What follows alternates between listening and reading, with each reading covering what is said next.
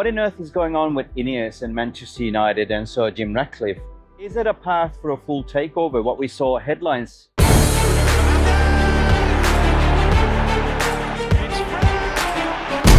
Has the Premier League ever been more challenging? Dankjewel. I feel welcome. Dit is my home and I want to achieve success. Okay?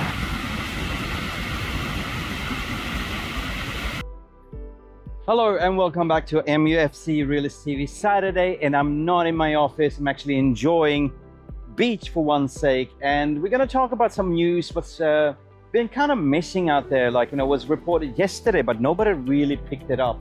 What on earth is going on with INEOS and Manchester United and Sir Jim Rattcliffe? Is it a path for a full takeover? What we saw headlines in yesterday's headlines, like written by Miguel Delaney, that INEOS are looking to sell Nice within 12 months. What is that all about? Well, let's talk about it. But also we're going to talk about Southgate, and the endless reports that he is the preferred choice manager to replace Ten Hag if Ten Hag is going to be sacked. Well, listen, we all saw Southgate. Like, if it's like a Watergate. If America has Nixon, they have the Nixon Watergate. They have, Donald Trump, the Russia Gate.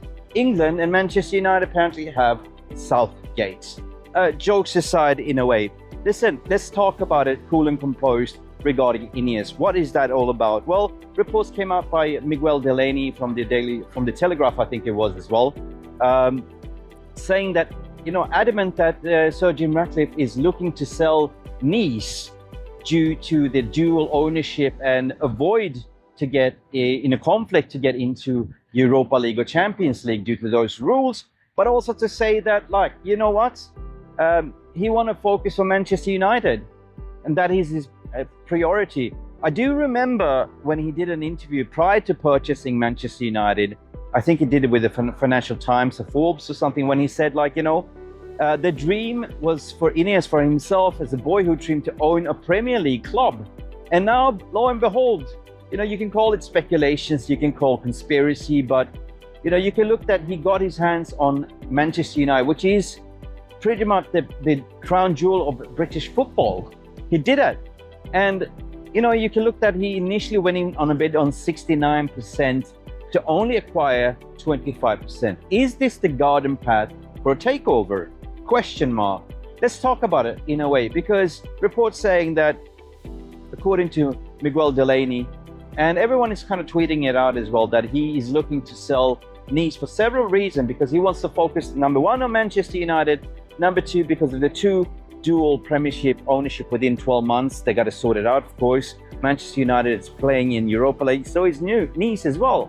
But the third part is as well, like, the TV revenues they didn't secure in France, which was worth, 1 billion euros in certain ways. So it's going to be a very difficult, hard sell. So hear me out on this one. So according to the reports, they're saying that it's going to be half, 500 million euros in terms of TV rights. And I have a sneaky feeling that, why did you go down from 69% to 25%? Perhaps you didn't have enough liquids, and Nice is an asset. So if he sells Nice, all he needs to do is take that extra, if he managed to sell for 1 billion, 2 billion, and just buy the remaining of 25%, which gives him what? He's got 27% now. That gives him about what? 51, 52% and total control. Majority owner of purchasing in Class B shares. Now, this might be a wild theory, but if you think about it, that could be a plausible solution, right? Because he got his hands on the biggest club in the world, Manchester United, is co-owner. But you just don't invest 25% just to be a co-owner. And on the background, you can see that this is a long-term project. INEOS has been instrumental in putting the best-in-class structure in place. Omar Barada, the CEO from Citigroup, Dan Ashworth is still waiting to come in 100% as well, Jason Wilcox as well. So we're building a structure, and he's getting rid of all the Glazer family appointment, Ed Woodward appointment staff. So this is kind of an indication where we are going. And he's got 18 months, actually it's less than 18 months to actually a window of opportunity to buy the remaining of Class B shares. He's got some form of exclusivity and first refusal rights by the Glazers. So is this an indication that he is selling Nice to buy Manchester United in full? Glazer needs the money, Glazer might be cashing out, and there's something called debt to equity when you look at the 1 billion debt. So he can actually take on the debt when he is majority shareholder, purchase the Class B, and then get rid of the debt. We're also looking at the overall stadium building, Carrington facility. Of course, you want to pump in money, but you're not going to do that as a minority shareholder. So what are you going to do? Within 12 months, if you have a successful sale of Nice, you're going to take that money, reinvest into Manchester United, and that might be a plausible solution. I don't know. This is just me and hypothetical speaking. When I read this article, please let me know in the comment section what you think. Do you think that this might be the case? You know, they also own another Swiss Luan club as well. It's a minor manutd club, and they can still own that asset. But I think that he wants to sell Nice, which they've been 5 years owners of. Hasn't been that successful project, but they got some learning curve. They have Jean-Claude Blanc there as well. And put all his eggs and money in Manchester United to make it great again. Is this that we are now kind of guessing that it might happen? Let me know in the comment section. Do you think that this is what Sir Jim Rattcliffe and INEOS are thinking to do? On the other hand, we're going to move on to the Southgate. We all saw the embarrassment yesterday with the 0-1 defeat against Iceland at home turf. Doesn't look good. Let's bring an update on Manchester United. We know that they've had this post-season review. Well, it continues, it is ongoing, but it's understood the process has entered the final stages and a decision on Ten Hag's future could come in the next week. Of course, United had a fine end to the season as they won the FA Cup against Manchester City at Wembley, so that secured Europa League football for them. But of course, contrast that with what happened in the Premier League. They finished 8th. They had a negative goal difference. It was their worst Premier League finish since the Premier League has been in existence. Numerous changes behind the scenes. So Sir Jim Rattcliffe, of course, INEOS taking a stake in the club, and things really have shifted a lot since then. So this post-season review is ongoing, but we understand that it's entering the final stages. We could get a decision on Ten Hag's future in the next week. I think we have to keep it calm, because you are very good here in England to push players and managers very high, and then you hammer them when they are 1 or 2 bad performances.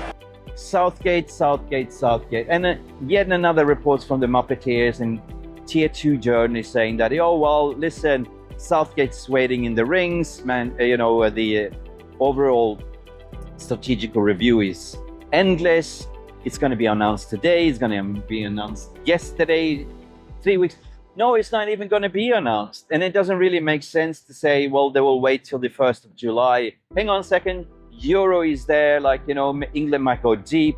The Premier League starts in August. The pre-season tour in July as well. So, hey, it doesn't really make sense, journalists, what you are reporting, right? Class 2 journalists and stuff like that, to say that Southgate might come in July, or whoever that is. So why are you expecting an announcement? I don't think it's going to be an announcement. Why would they announce? Ten Hag is pretty much the manager still, isn't he? So let me know what you think. I don't think that Southgate is the true story. I think it's a fabricated story. We've seen it all before, XYZ with the takeover news. It was that spin next week, imminent tomorrow. And they made up the same story. The strategical review or end of the season review is not just about Ten Hag. It's about all the budgets, the recruitment, aligning the target. Who are we going for? So, honest to God, Manchester United will not spend until the 1st of July anyway, because it's the beginning of a new financial fiscal year. So that makes sense. But you can still go align deals and have verbal agreements with agents and targets. And so far, what INEOS has been really good at, something that we fan base is also accusing of, no communication. They've been zip in the mouth. Nothing's coming out. Not even Fabrizio Romano have a Scooby-Doo. David Ornstein, when he comes out, tweets and says something, that means that something is happening. But until then, the rest, Jamie Jackson and all of them, Ben Jacobs, they're just second guessing. Nobody has a source into INEOS at the moment. They're zip. Southgate, I don't think it's going to happen. I think that Ten Hag will be still the manager. I don't expect any announcement. It's going to be business as usual. We're going to see some transfer movements after the Euros. We're still going to talk to agents, and players may be at Euros, but you can still talk to the agents. We see that we are linked to 2 centre-backs, potentially Todebo. Tosin is gone to Chelsea, but Todebo, we have Lenny Euro, we have Brent Waite. We're going to start from the centre-back position, and also Ignacio as well. And then we're going to move to the midfield and potentially go for Elise. And Elise, by the way, the media speculations say, well, Chelsea is going to go heavy for him, like to trigger a release clause. But Chelsea needs to sell a lot of players before 1st of July in order to sort of not to get a transfer ban or breach FFP. So Chelsea cannot do that deal either. So there is time, people. Anyway, Mick Ruby here on a Saturday, having my say on a lovely beach. And this is how it looks like when I'm not in the office. Let me know what you think. Like and subscribe to this video. Become a member. There is a membership link there. Become a member for €1 a month. It really helps the channel. Thank you and have a blessed Saturday. See you to the next video. Glory, glory, Manchester United. Bye. Thank you so much for stopping by and watching MUFC Realist TV. Don't forget to like and subscribe and follow us on the socials.